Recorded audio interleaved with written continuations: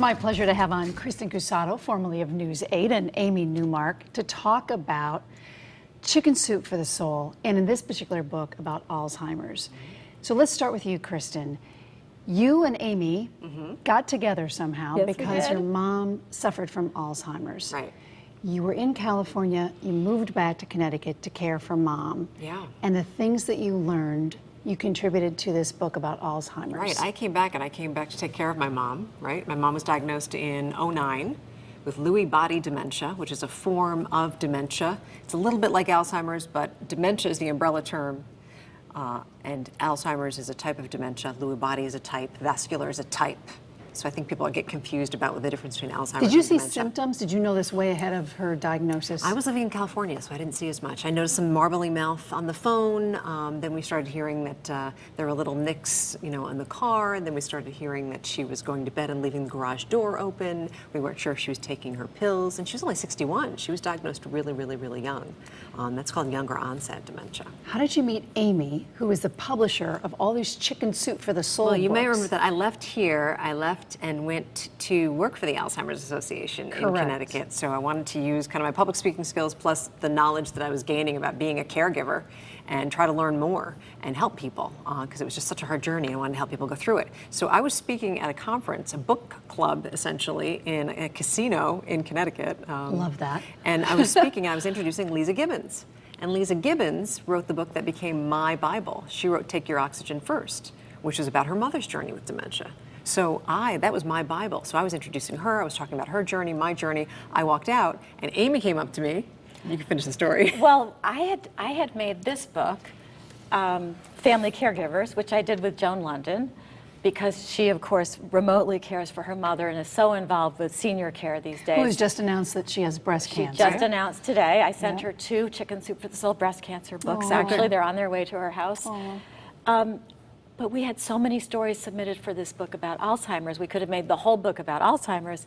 And when I heard Kristen speak, I said, the company at that point was 20 years old. We had never done a book about Alzheimer's, solely about Alzheimer's. I said, we have to do this because we're perfect for giving people the emotional support they need and passing on all the great tips that people have. And it's like a portable support group. You have 101 different people giving you their best advice. So I said, we're going to do this. So I said to Kristen, can we do it with the Alzheimer's Association and help the Alzheimer's Association raise money? She put together a meeting with the National Association. Yeah, this was a big deal. While this your took mom months. was sick, you were doing all of this, yes? She had passed on. She had passed on at that point. 2 months before then. 2 months before then. And Amy said, we need you to do a book. And I said, yes, we do. I'm just this little regional director in Connecticut. Let's bring in national. Let's make it happen. And here we are a year and a few months later. And this book is here. Yeah, so it took 14 months. The book came out on April 22nd. On April 23rd, Amazon completely ran out of stock. And the book was already at number 40 or 50 at that point, even though they put up this message that said they wouldn't have stock again for a month, which killed me. It just killed me because it wasn't true. You knew better than that. The trucks were on their way to Amazon. Even though they had that message up, the book still got to number 14 on Amazon that afternoon, which is extraordinary for a book on such a specific topic. There's such a need for this. There are so many people caring with folks with dementia, with Alzheimer's, and how do you do it? So you've put together, what did you call it, a portable? I call it a portable support group. And the thing is that we both knew there was a need for this book, but you probably knew better than I did how deep the need was. I was astounded at the reception we got. I mean, I have done 40 or 50 TV and radio interviews. Our contributors to the book, all the people who wrote the stories in the book, have done hundreds of newspaper interviews and articles, and they're all doing radio and TV. It's like this national outpouring Tells you of something. thankfulness for this book. And you've raised how much money for Alzheimer's Association? You said so far, I mean, based on what I see from the sales, I think we've probably already raised about $60,000,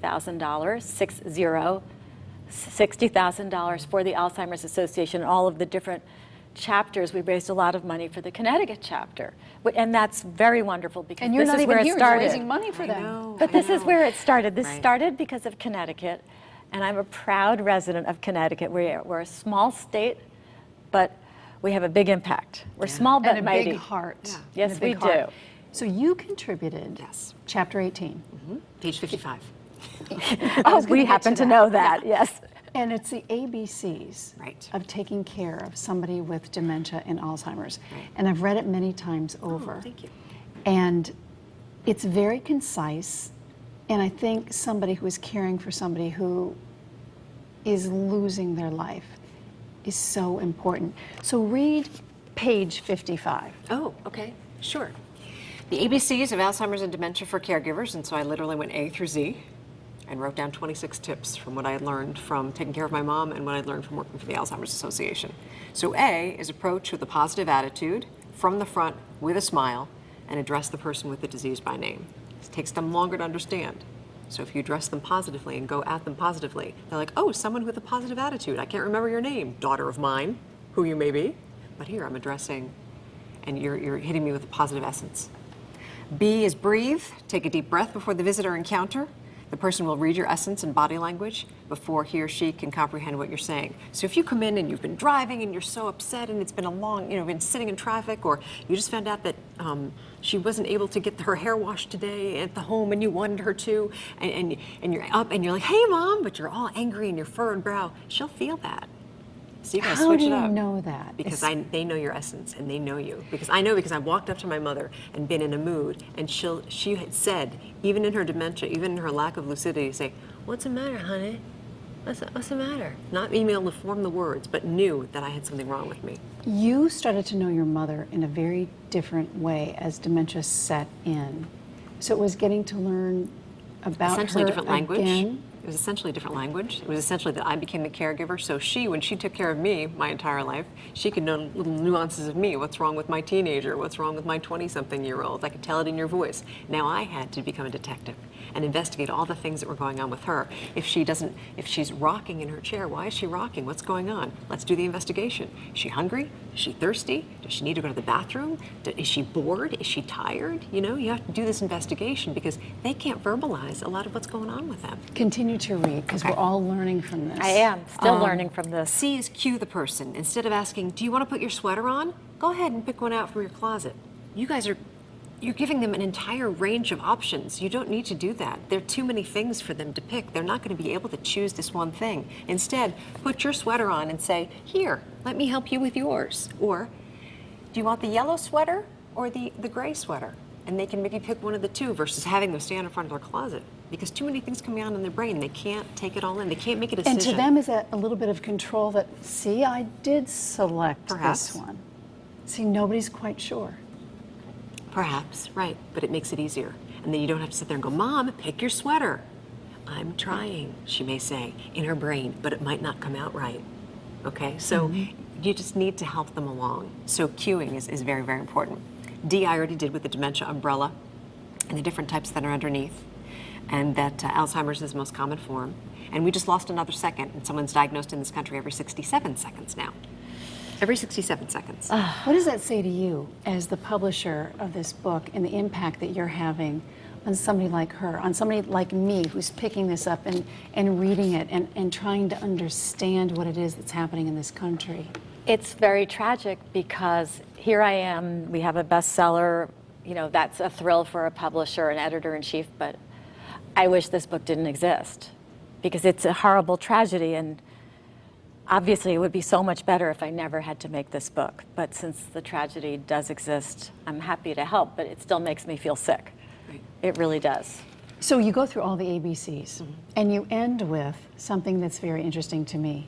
Z, get Yeah. rest. Yeah. Get rest. Z's. How hard is it to take care of somebody in full-blown Alzheimer's? It's really hard, and that's why some people, we always say and stress when I was working with the Alzheimer's Association, I still volunteer now, even in San Diego, you need to take care of yourself as a caregiver.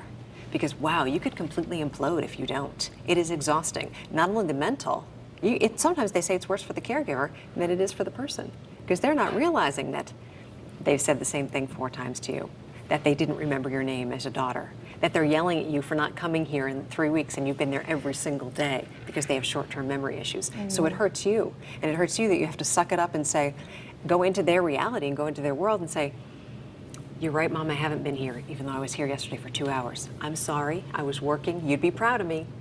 And we'll make it up today. We'll have a nice lunch. The first time, Kristen, your mom did not remember your name. Do you remember when that happened? First and time what was she- the impact? I do remember when I called her on my birthday a couple of years ago. I called her. She always called me at the time of my birth to 11 p.m. every single day, my entire life.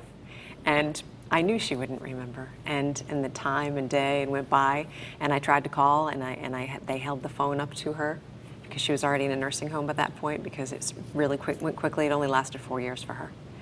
And they held the phone up to her, and we were talking, just, kind of inane, not that much. There wasn't a lot of lucidity, and I hung up the phone and I bawled. Oh, I just cried and cried and cried. She's not remembering. This is such an important thing that we did every year for 40-some years, and she didn't do it. But she had gone through so many other hard things, and that was just really minor. And something I learned, and that's one of the E's I think is that, or maybe I'm trying to remember which one it is, but it's Page 55. Yes, thank you. It's remember and enjoying the moments. Yeah. And that's my major thing that I tell people, because you can have a really bad day with them, or you can have a really bad couple of hours, but if you've got a little moment where they looked up at you, tried to give you a kiss, gave you a smile, you had a connection with them for a moment, you have to take that and let it fill you up. It's Because a you new don't normal. know. You don't know when you're going to get it again. It's a new reality. It's a brand new reality. Kristen has just one story in here. I have to say, it's our most popular story in the book. Nicely done. Thank you. I know it was good.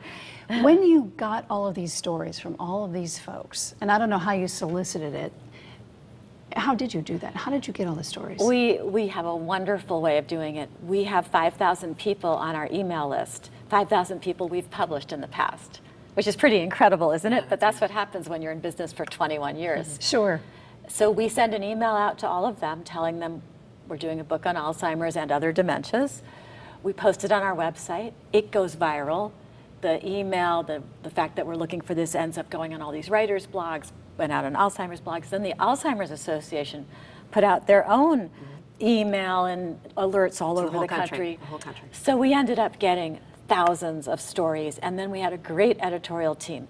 So we had me, and since I had two grandmothers with dementia, but they didn't get it until they were 90-ish.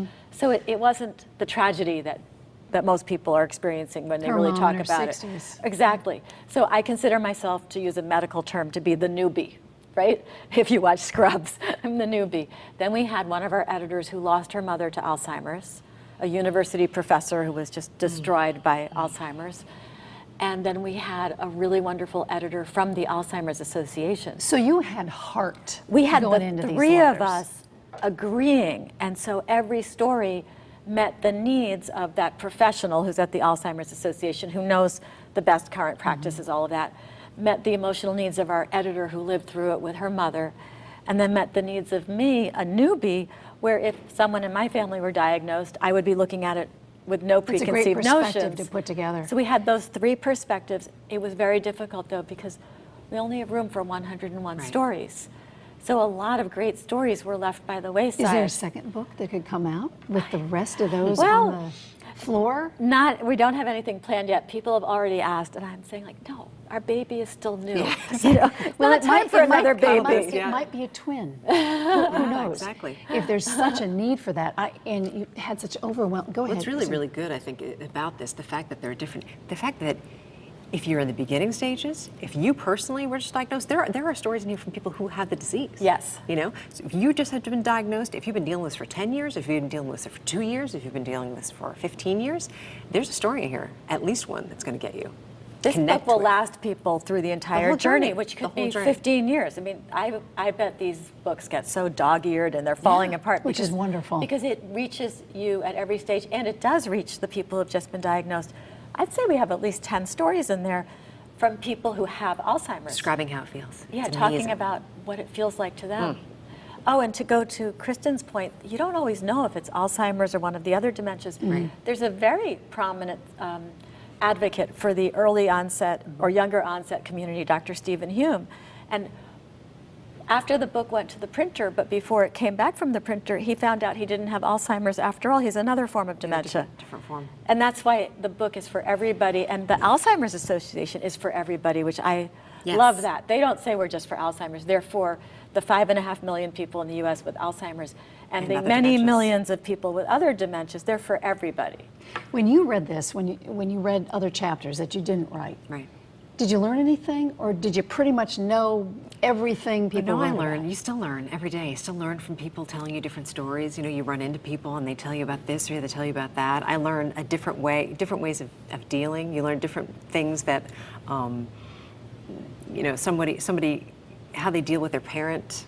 They're all different nuances. You know, things like how to tell a fiblet.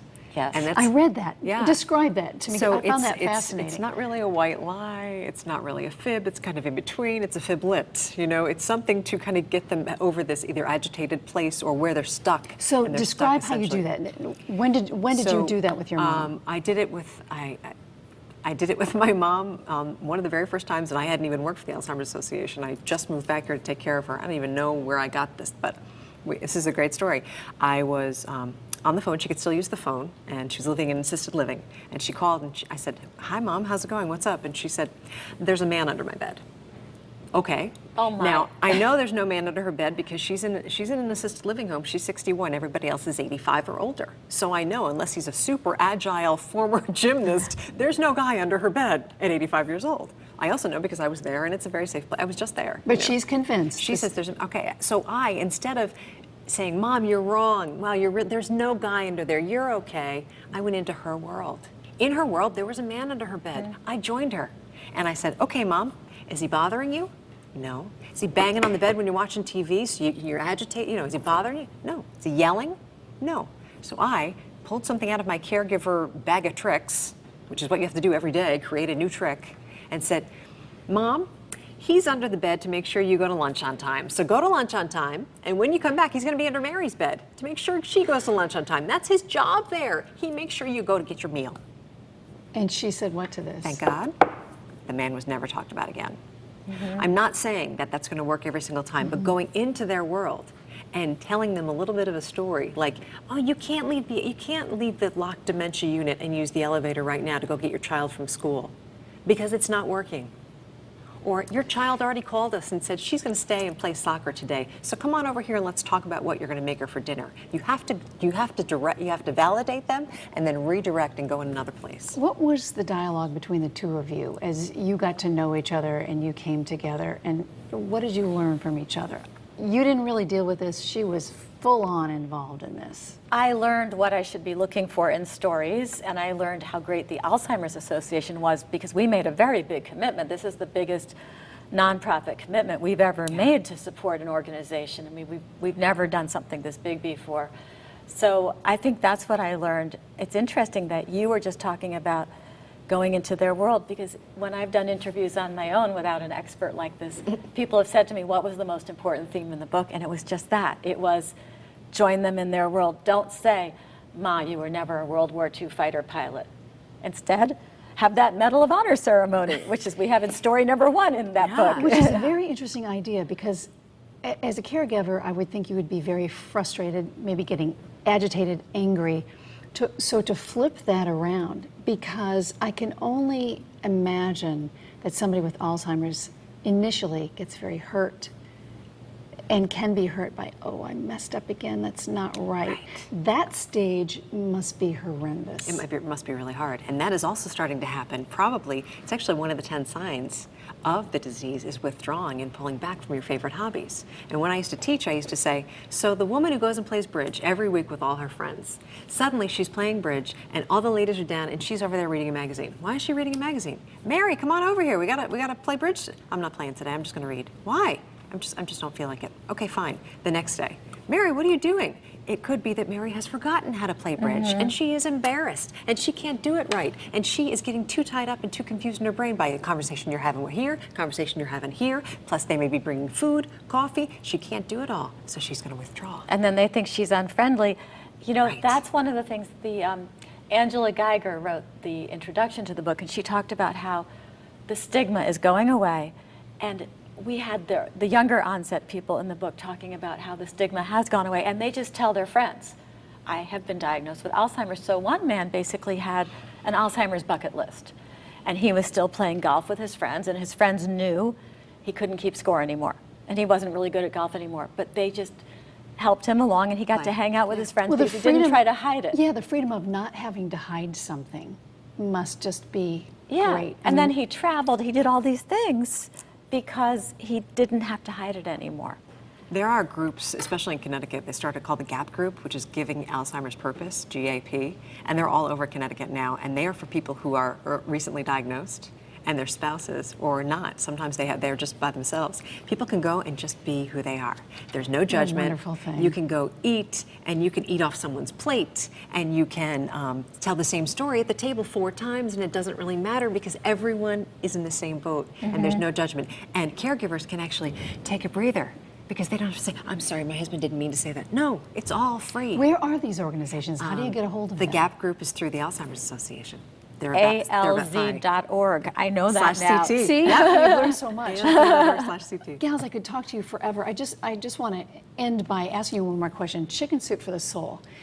100 books or so out on wide-ranging topics. It's your company. You continue to grow it. You continue to do such good with these books. Is it what you thought it was going to be when you bought this company?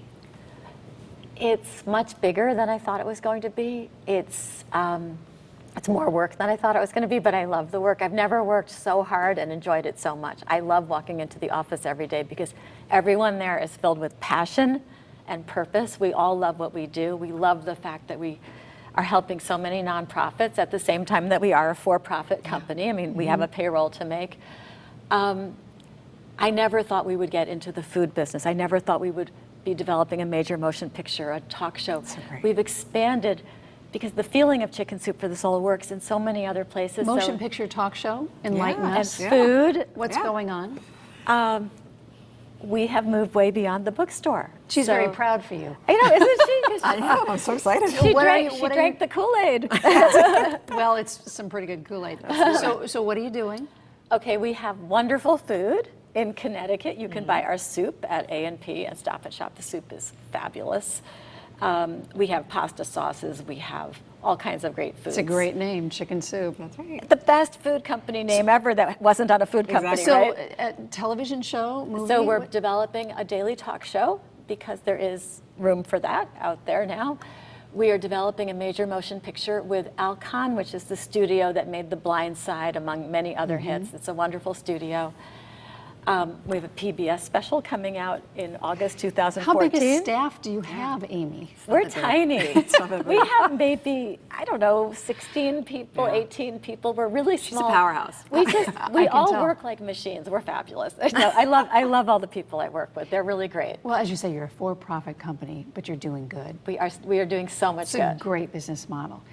Amy Newmark, thank you so much for coming on. Kristen Cruzado, so good to see you. see you. Thanks for And having me. you've done so many good things for folks that are dealing Trying. with dementia and Alzheimer's. Thanks for coming on. Thank you. Appreciate it. Thank you.